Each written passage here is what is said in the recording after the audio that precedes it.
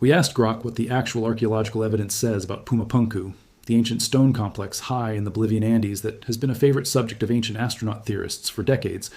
What came back wasn't a story about the golden ratio hidden in laser scans or computer-aided design principles nobody could explain. It was a summary of real, published, peer-reviewed archaeological work, some of it genuinely surprising, that has quietly answered most of the questions Puma Punku's mystique is actually built on, using nothing more exotic than laser scanners, petrographic microscopes, and old-fashioned experimental archaeology, people with stone hammers testing how long it actually takes to cut andesite by hand. Puma Punku sits at roughly 12,800 feet above sea level on Bolivia's Altiplano, part of the much larger Tiwanaku archaeological complex near the shores of Lake Titicaca. It was built by the Tiwanaku civilization, a sophisticated Andean culture that flourished from roughly 500 to 1000 CE, centuries before the rise of the Inca Empire, whom the Tiwanaku actually influenced architecturally and religiously. What makes Puma Punku visually so striking, and what has fueled so much speculation about it, is the state the site is in today, scattered across the ground like the aftermath of an explosion. Enormous cut stone blocks, some weighing over 100 tons, lying in pieces, seemingly randomly strewn across a windswept plateau. Look closer at the individual blocks, though, and the picture flips completely from chaos to an almost unsettling level of order. Flat surfaces cut smooth enough to look machined, interior angles measured to within fractions of a degree of true, interlocking H-shaped blocks, precisely uniform, designed to fit together without any mortar at all, plus perfectly circular drilled holes running straight through some of the hardest stone at the site. For a culture working, as far as the archaeological record shows, without a written language, without the wheel, and primarily with stone and copper tools, that combination of scale and precision is genuinely something worth explaining properly, rather than either dismissing or mythologizing. The most significant modern research effort at the site has been led by Alexei Vranich, an archaeologist affiliated with the University of Pennsylvania and later UC Berkeley, who has spent years using laser scanning and detailed 3D digital reconstruction to study Puma Punku's scattered blocks, working to digitally reassemble the site the way it would have originally stood, rather than the collapsed jumble it exists as today. This work matters enormously for understanding the site, because Puma Punku hasn't survived history untouched. Spanish colonial accounts and later research both document that significant numbers of the site's stones were deliberately removed and repurposed over the centuries, quarried a second time by later builders for use in colonial-era construction projects in the nearby city of La Paz and elsewhere. And the site also suffered damage from natural processes, including flooding, events tied to ancient Lake Titicaca's shifting water levels.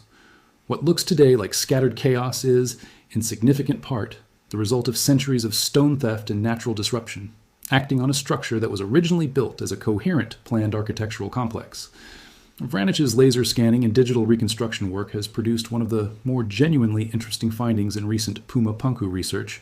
which is that the famous H-blocks weren't just precisely cut, they appear to have been designed as a modular, standardized building system, essentially a kit of parts. Multiple blocks scanned and measured show close, deliberate dimensional consistency with each other, suggesting the builders were working from a repeatable design template rather than custom crafting every block as a unique piece. The same underlying logic behind modern prefabricated construction, where standardized components get produced separately and then assembled on site. Vranich's reconstruction work further suggests the complex may have been intended to be assembled, and in some cases even intentionally disassembled and reassembled, possibly as part of ceremonial practice, which is a genuinely different and more sophisticated picture of the site's purpose than the simple, collapsed ancient temple framing usually attached to it, and it directly explains part of why the stones ended up scattered the way modern visitors find them, not purely through destruction, but partly through a construction system built around movable, modular components in the first place. The question of how the stone was actually cut with this level of precision has a real evidence-based answer too, built from petrographic analysis, meaning detailed microscopic study of the stone's mineral composition, combined with decades of experimental archaeology, meaning researchers physically attempting to replicate ancient techniques with period-appropriate tools to see what's actually achievable. The blocks at Puma Punku are made primarily of andesite, a hard volcanic stone, along with some larger sandstone elements, and petrographic surveys have identified the specific quarry sources these stones came from, located several kilometers from the site itself, with archaeological surveys also identifying graded pathways connecting those quarries to the construction site. Physical evidence of the logistical planning and transport infrastructure the Tiwanaku built specifically to move this material. Andesite is a genuinely hard stone, but it isn't harder than several types of stone hammers and abrasive materials the Tiwanaku had access to. Experimental archaeology. Conducted specifically to test this question, has demonstrated that using harder stone hammerstones to peck and dress the andesite's surface, combined with wet sand as an abrasive polishing agent, worked with wooden or stone tools, both well-documented ancient stoneworking techniques used across multiple pre-Columbian Andean cultures, is capable of producing flat surfaces and precise angles consistent with what's actually found at the site. And what this technique unambiguously requires isn't lost technology. It requires an enormous amount of skilled labor and time, likely organized through the same kind of large-scale coordinated labor system Tiwanaku used for other major construction projects across their territory, with individual blocks potentially taking many months of dedicated skilled work to complete. The precisely drilled circular holes found in some blocks, another detail frequently cited as evidence of impossible ancient technology, have a similarly grounded explanation once you look at comparable evidence from elsewhere in the ancient Andes. Hollow reed or cane drills, used in combination with wet abrasive sand as a cutting medium, rotated by hand or with a simple bow drill mechanism, are a documented ancient stone drilling technique found across multiple pre-Columbian cultures working with hard stone, capable of producing clean, precise circular holes given enough time and patient, repetitive labor. It's slow, it's genuinely skilled work, but it isn't technologically mysterious in the way it gets presented in more sensational retellings, and it fits within a broader, well-documented Andean tradition of sophisticated stone masonry that also produced the famously tight-fitting, mortarless stonework found at later Inca sites like Sacsayhuaman and Machu Picchu, a tradition that Tiwanaku appears to sit near the historical root of, rather than existing as an isolated, unexplainable anomaly. There's also a real, legitimate scholarly debate about what Puma Punku was actually for, separate from the how was it built question, and it's worth including because it shows the honest state of ongoing archaeological interpretation rather than pretending everything about the site is fully settled. Vranic has proposed that Puma Punku functioned as a raised platform used for ritual processions, part of a broader ceremonial complex connected to Tiwanaku's religious and political life, with its precisely built terraces and gateways designed to control and choreograph the movement of people through a series of increasingly restricted, symbolically important spaces, a common pattern in monumental ceremonial architecture found in many ancient cultures worldwide. Other researchers studying the site have emphasized its likely role as a display of political and religious authority,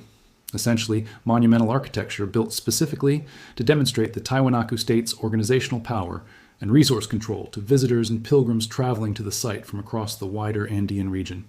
a function it would have shared with monumental architecture built by numerous other early state societies around the world. It's worth being direct about why Puma Punku specifically, more than plenty of other genuinely impressive ancient stoneworking sites, became such a magnet for ancient astronaut theories in the first place, because it isn't really about the evidence. It's substantially about a single highly influential piece of pop culture, the History Channel series Ancient Aliens,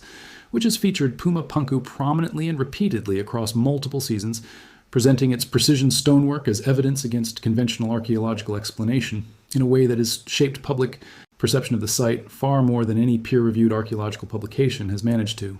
Even some of the digital reconstruction technology used to study the site legitimately, including work by researchers like John Philwalk at Ball State University's Institute for Digital Intermedia Arts, doing genuine, useful 3D modeling of the site's original layout, has been featured on that same program, which tends to blend serious digital archaeology with far more speculative framing in a way that makes it genuinely difficult for casual viewers to tell where the rigorous research ends and the speculative narration begins.